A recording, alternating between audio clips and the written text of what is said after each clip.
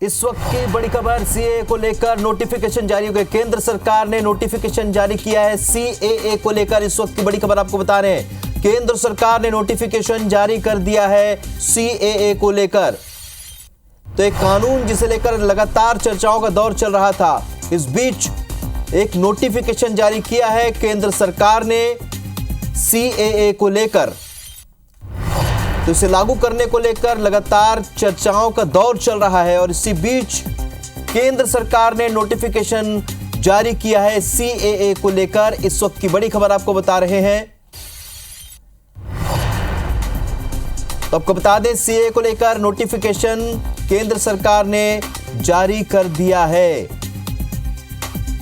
और हम आपको बताते हैं किस तरीके से और किन किन मुद्दों पर यह नोटिफिकेशन जारी हुआ है, क्या उसमें खास बातें हैं, यह भी हम आपको बता रहे हैं। तो केंद्र सरकार का ये नोटिफिकेशन है। इस वक्त की बड़ी खबर आपको बता रहे हैं, सीएए को लेकर लगातार कई तरह की चर्चाएं और इस बीच ये नोटिफिकेशन है। आपको बता दें क्या है सीएए, सिटीजनशिप अमेंडमेंट एक्ट है ये, और इस कानून के लिए एक नोटिफिकेशन केंद्र सरकार ने जारी किया। आपको बता दें, असम पहला राज्य है जहां पर इसे लेकर सरकार ने फैसला लिया और अब केंद्र सरकार का नोटिफिकेशन संसद के दोनों सदनों से 4 साल पहले सीएए मंजूर हो चुका है। इसे लागू करने की तैयारी देश भर में हो रही है। अलग अलग राज्यों में अपने स्तर पर तैयारी शुरू कर दी है। पाकिस्तान, अफगानिस्तान, बांग्लादेश के जो रहवासी हैं, जो गैर मुस्लिम हैं, 3 देशों के गैर मुस्लिम प्रवासियों को नागरिकता का इसमें प्रावधान है। हिंदू, सिख, जैन, बौद्ध, पारसी, ईसाई को नागरिकता का इसमें प्रावधान है।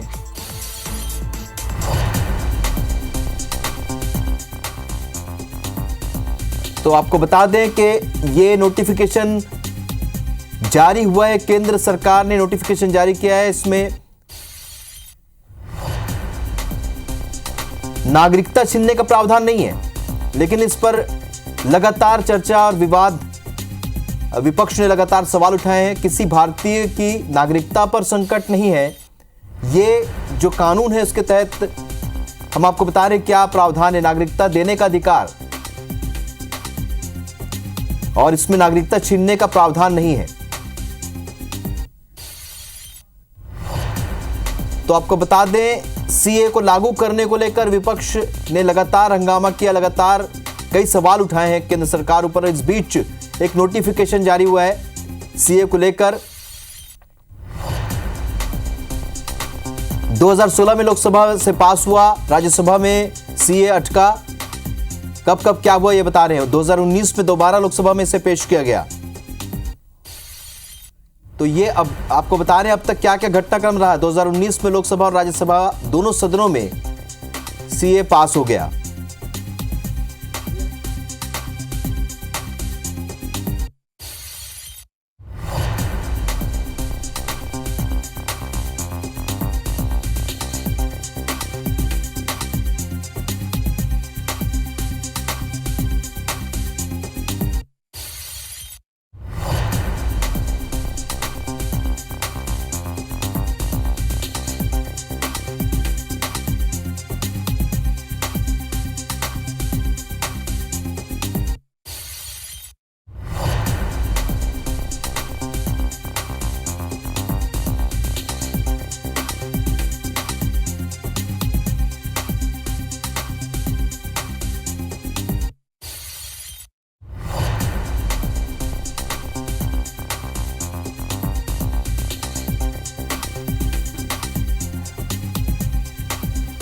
तो जैसा कि IBC 24 लगातार आपको इस बात की जानकारी दे रहा है और सबसे पहले आपको यह जानकारी दिया है कि देश में सीएए लागू हो गया है।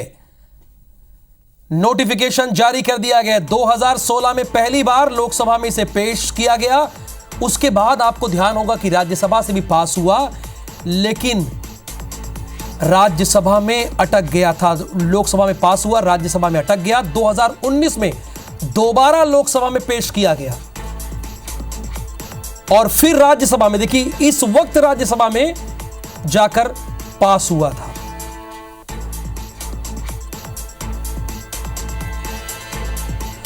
और हमारे इनपुट एडिटर संजय शर्मा इस वक्त हमारे साथ लाइव जुड़े हुए हैं। संजय जी, जिसका इंतजार बहुत दिनों से और अभी थोड़ी देर पहले तक था, लेकिन अभी IBC 24 एक बड़ी खबर ब्रेक कर रहा है कि हमारे देश में CAA लागू हो गया। जरा इसके बारे में हमारे दर्शकों को आप विस्तार से बताइए। देखिए राहुल, ये जो एक्ट है इसको काफ़ी दिनों से प्रतीक्षा थी, लगातार इसका विरोध हुआ था। आपको याद होगा शाहीन बाग एक बड़ा प्रोटेस्ट हुआ था और लोगों को डराया गया था कि ये जो है आपकी नागरिकता छीन लेगा, आपको भगा दिया जाएगा, भारत देश से निकाल दिया जाएगा। इस तरह का कुछ अफवाहें फैलाई गई और उसके बाद फिर एक बड़ा आंदोलन खड़ा किया गया, लेकिन कुछ हुआ नहीं उसमें।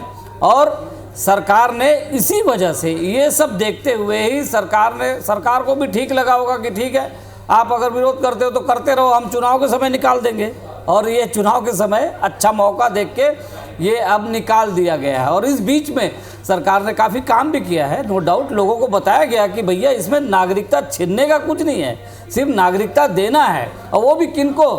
जो भारत, अफगानिस्तान, पाकिस्तान, बांग्लादेश, ये जो पड़ोसी देश हैं जहाँ पे सिर्फ इसलिए प्रताड़ित किए गए हैं कि वो अल्पसंख्यक समुदाय से आते हैं, उनका धर्म अलग है, इस वजह से अगर वो प्रताड़ित हैं और किसी कारण से वो भारत में प्रवेश करते हैं तो फिर उनको नागरिकता दी जानी चाहिए। और आपको याद होगा कि गृह मंत्री ने भी पहले कहा था कि काफ़ी सालों से यहाँ पे लोग रह रहे हैं लेकिन उनको नागरिकता नहीं दी गई थी। और वो नागरिक कौन है?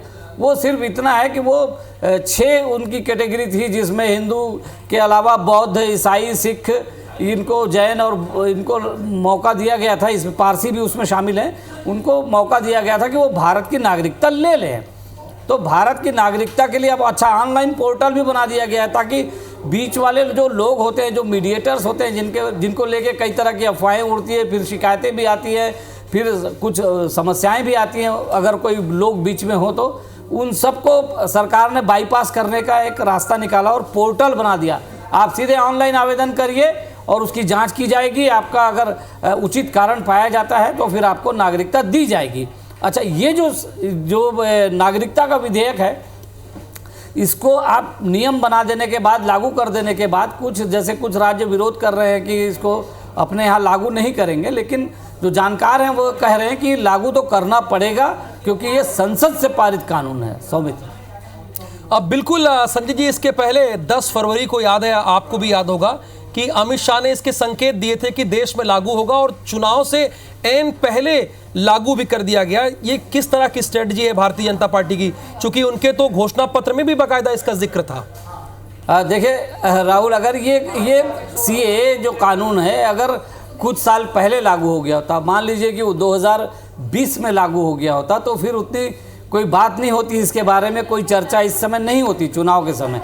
लेकिन विरोध हुआ, लोग सड़कों पे बैठे और सरकार को लगा कि अच्छा ही है कि इनका विरोध हो रहा है, तो इस बहाने इसको थोड़ा रोक लिया जाए, जब चुनाव आएगा तब देखेंगे। और उसका फ़ायदा अब उठाने की कोशिश हो रही है, निश्चित रूप से फ़ायदा उठाने की कोशिश है। और जब नागरिकता दे दी जाएगी तो वो वोटर भी बनेंगे, और वो वोटर बनेंगे तो वोट भी देंगे। अभी दे पाएंगे कि नहीं, ये थोड़ा देखना पड़ेगा। अभी तुरंत इस लोकसभा चुनाव में क्या होगा, ये वोटर्स बन पाएंगे नहीं बन पाएंगे, वो बात की बात है। लेकिन आगे तो और भी चुनाव होने हैं, तो उसके बाद भी वोटर्स बनेंगे ही है, और उसका जो है वो लाभ पार्टी को मिलेगा। दूसरा, ये तो एक प्रतीक की राजनीति होती है ना, जो राजनीतिक दल होते हैं वो प्रतीकों की राजनीति ज़्यादा करते हैं, और यही जो राजनीति है ये प्रतीक की राजनीति। उन्होंने एक समुदाय को जो है छोड़ के बाकी समुदाय को दिया है वोट के लिए, नागरिकता के लिए। और लोग विरोध जो कर रहे थे वो एक खास समुदाय के लोग थे जो विरोध कर रहे थे, उनको लगता था कि उनकी नागरिकता चली जाएगी। सरकार ने बता दिया आपको कुछ नहीं होगा, आप रहो आराम से। लेकिन जो भाग के आए हैं उनको मौका मिल रहा है। तो ये प्रतीक की राजनीति खाली उन शरणार्थियों तक ही नहीं है, ये पूरे भारत में एक संदेश जा रहा है, और जाहिर है कि इससे विपक्षी दल थोड़ा परेशान तो होंगे राहुल।